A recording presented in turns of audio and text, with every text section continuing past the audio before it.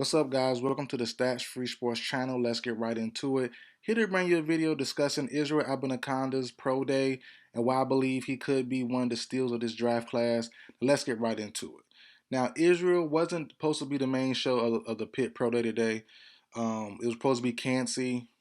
He's looked at to be, and probably still is looked at to be a first round pick, and he did pretty well. He was okay, but just Israel just stole the show. It was fantastic. Excuse me. And the thing was, all these players, all these videos you're doing, and free agency involved, I kind of forgot about these pro days. I tune in here and there, but to try to see the schedule for all these teams and all that stuff, get lost in the sauce a little bit. But I end up watching Pitt. For not a lot of reasons, for a couple of reasons, I watch a lot of Pitt games. I'm not a Pitt fan, but I did want to see how Slovis played, and I ended up falling in love with Israel during the season. They had some decent sized games against West Virginia and other good games that they had against other good teams. So I watched a lot of Pitt games just by default, and also I'm in the ACC area region, so a lot of their games came on TV as well. So I watched a lot of Pitt games, and Israel stood out. On film you see a lot of one cutting and going. And but I didn't think his speed was like this. You know what I'm saying? His 40-yard dash. Well, first off, he didn't run the 40-yard dash at the NFL Combine. He had a little hamstring pull, so he didn't end up running there. He ran today. The first run was 4.41. I'm like, okay, cool. That seems about right. As I say, he's more of a one cut back, one cut gone. 4.41, high 4.3. So that sounds about right. But his second unofficial time, which I don't know if it's official yet, as his video, but as I'm recording and I'm looking around now, through certain sites and stuff, it's still unofficial. His unofficial time was 4.27. I said, hold on. I said, hold on. Ooh, that's a little fast. As I said, he's already fast in my opinion. One cut and he's out of there. But 4.27 is a different level.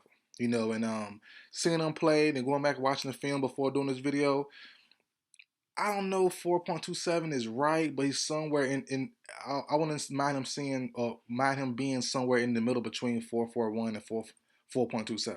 Probably in the mid 4.3s, as I said earlier, 4.37, 4.35. They'd be about the range if I would have to give him. But he is quick, he is athletic. But the thing is, he has a workhorse type running back body.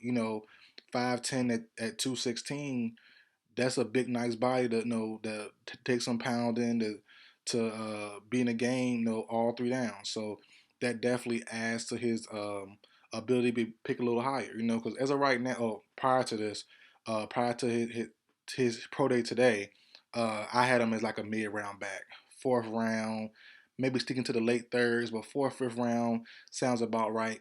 But he could, in my opinion, the way I'm looking at him now, he is probably going to be this year's Isaiah Pacheco, rookie running back, picked in the seventh round for the Kansas City Chiefs. He's probably going to be picked up by a top contending team, the Niners, Bills, Eagles maybe, because Rashawn Penny's signing was cool. The potential is there, but it's not guaranteed. He is a little injury prone, so that move might not have a long term.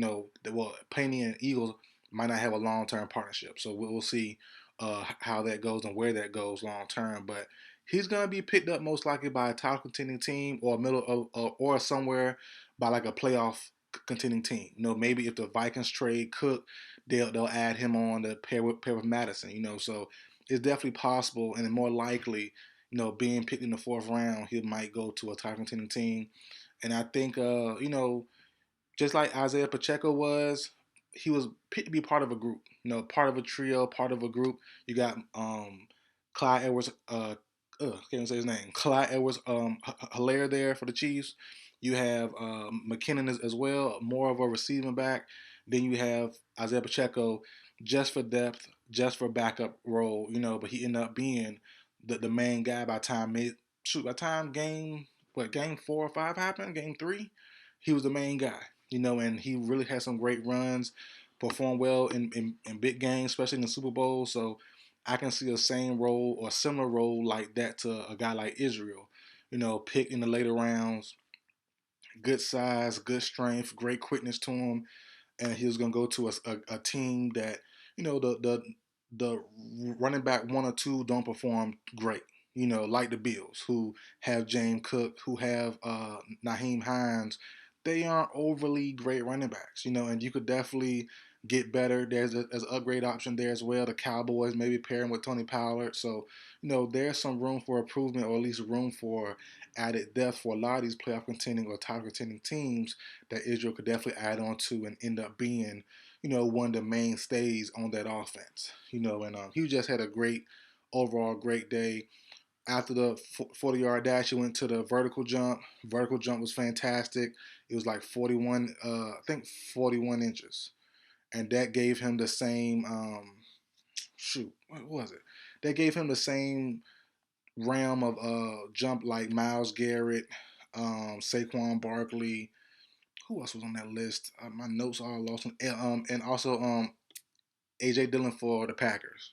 So they were all in that same range of about 41 inches. So as I said, man, he was a workout warrior today.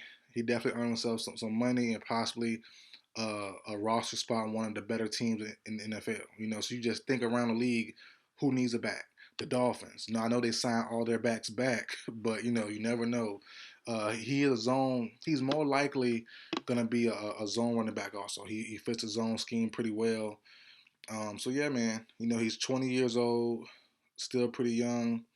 And just athleticism is off the charts with a body that can definitely hold up to be a good workhorse running back. So, yeah, the biggest weakness I have on him, honestly, though, is he's can be a little inconsistent as a run finisher. He's got good size on him, but he's not. He doesn't bring the power all the time. He looks to be more finesse, more quick and agile than just bring the power at certain moments when he should just lower the hammer and bust through some holes and bust through some arm tackles where I think he could have kind of break through just a little bit. If he tried a little bit harder, he probably could break through or at least make it a little tougher for the defender to bring him down.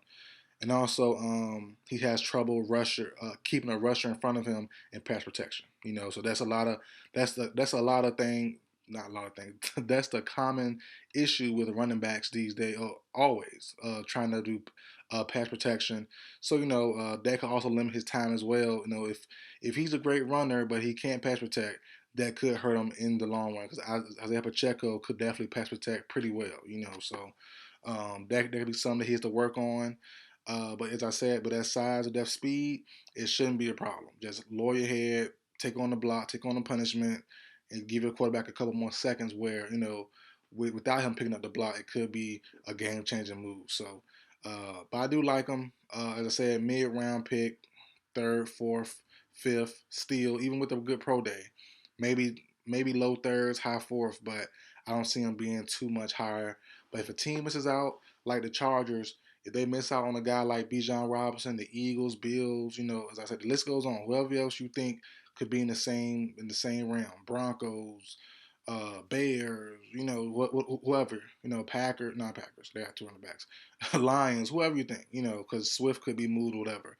Whoever you think needs a running back and they're a title contending or playoff contending team, they definitely should be and probably are in the hunt for Israel services. So, but that's it for the video, guys. Like, share, comment, subscribe. I'll see you guys next time. What's up, guys? Welcome to the Stats Free Sports channel. Let's get right into it. Here to bring you a video discussing Israel Abanikanda's pro day and why I believe he could be one of the steals of this draft class. Let's get right into it. Now, Israel wasn't supposed to be the main show of the Pitt Pro Day today. It was supposed to be Cancey. He's looked at to be, and probably still is, looked at to be a first round pick. And he did pretty well. He was okay, but just Israel just stole the show. It was fantastic. Excuse me.